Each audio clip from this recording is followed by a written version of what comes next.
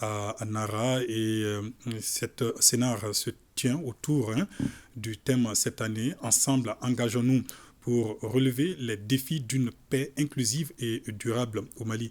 Alors, Monsieur le secrétaire général, dites-nous, cette thématique cache quel message? Quel message avez-vous voulu ou voulez-vous passer par ce thème cette année?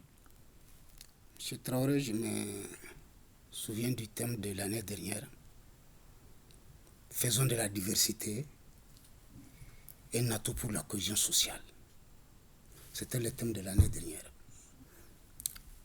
Donc, parce que nous savons que le Mali est un pays pluriel, à tout point de vue, religieux, racial, ethnique, économique, même géographique. Je sais que quand il ne ressemble pas à Sikasso ne ressemble pas à Kidal.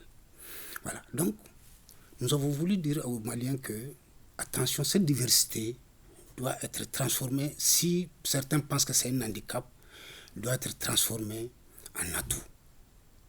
Donc, en élaborant ce thème cette année, nous avons voulu dire que nous devons ensemble traduire cette diversité-là en atout. Aucun Malien, aucun frère malien ne doit rester en marge du processus de paix. Donc le processus doit être inclusif. Personne ne doit se mettre à l'écart.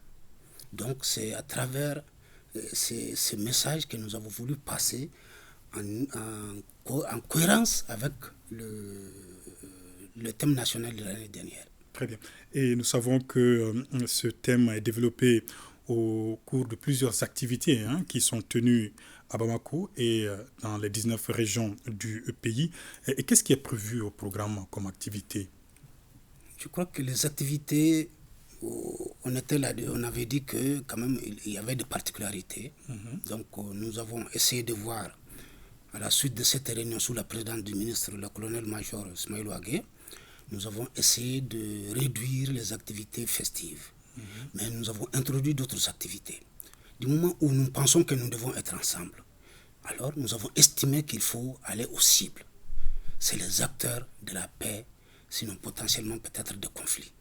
C'est pourquoi on a ciblé beaucoup de groupes d'individus qui sont des acteurs de la paix.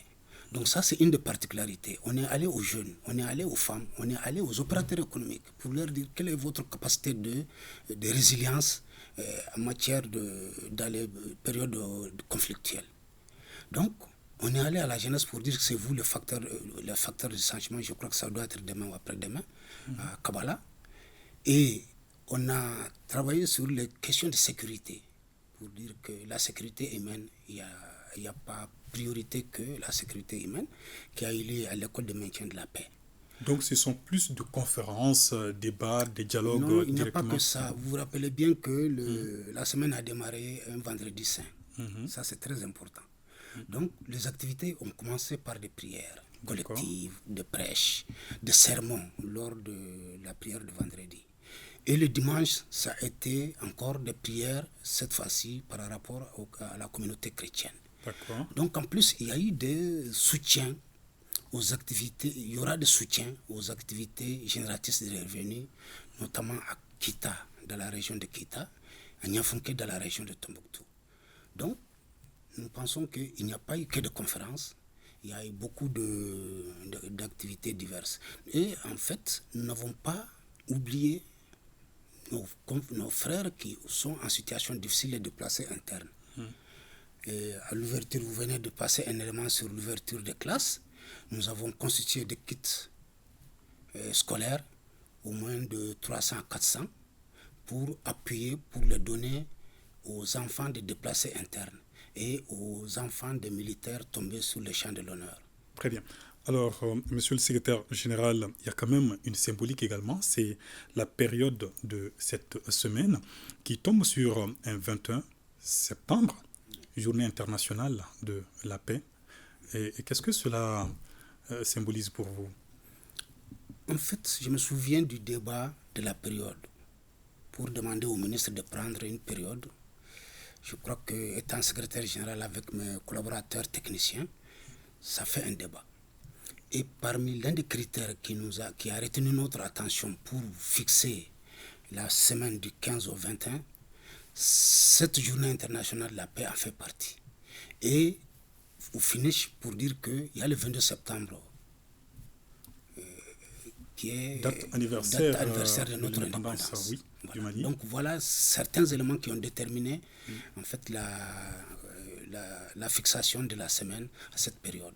Donc une période qui doit appeler les Maliens à s'unir davantage et à fêter l'indépendance du pays ensemble. Alors, monsieur le secrétaire général, avant de vous laisser partir, quel message particulier avez-vous aujourd'hui à l'endroit de vos compatriotes, les Maliens et des amis du Mali? Merci, monsieur Traoré. En fait, je l'ai dit l'année dernière, je vais le répéter, personne n'a intérêt dans les conflits sociaux, dans la guerre, surtout entre frères. Peut-être un groupuscule peut penser qu'il y a intérêt, mais le jour où ils goûteront à la paix, ils sauront que la paix est nettement meilleure à la guerre. Vous savez, il n'y a que les acteurs de la guerre, des conflits sociaux qui feront la paix. Donc il n'y aura pas de paix sans nos frères qui sont engagés dans ce genre d'activités. Le gouvernement, vous vous souvenez, il y a un ministère dédié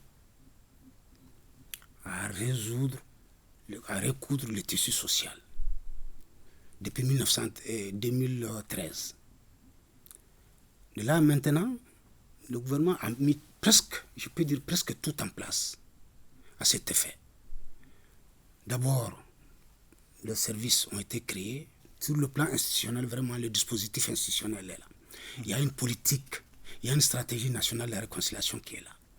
Il y a le démembrement de ces structures à l'intérieur pour prendre en charge les questions de paix et de cohésion sociale. Donc, il reste quoi maintenant? C'est aux Maliens de savoir qu'ils ont des instruments vraiment pour arriver à des résultats. Et il n'y a que eux qui peuvent faire la paix. Il n'y a que ceux qui sont dans les conflits qui peuvent faire la paix. Je ne dis pas que je n'oublie pas ceux qui sont en marge de conflit. Parce que vous connaissez cet adage de la guerre entre Margouillat qui a fini par emporter le roi dans notre société. Parce que le roi a dû croire qu'il est en dehors d'une guerre de Margouillat. Donc, personne n'est loin de conflits ou de déséquilibres sociaux.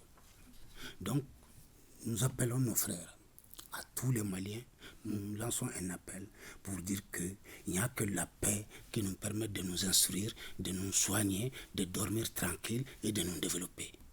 Merci infiniment, monsieur le secrétaire général. Je rappelle que vous êtes Sidi Camara, secrétaire général du ministère en charge de la réconciliation.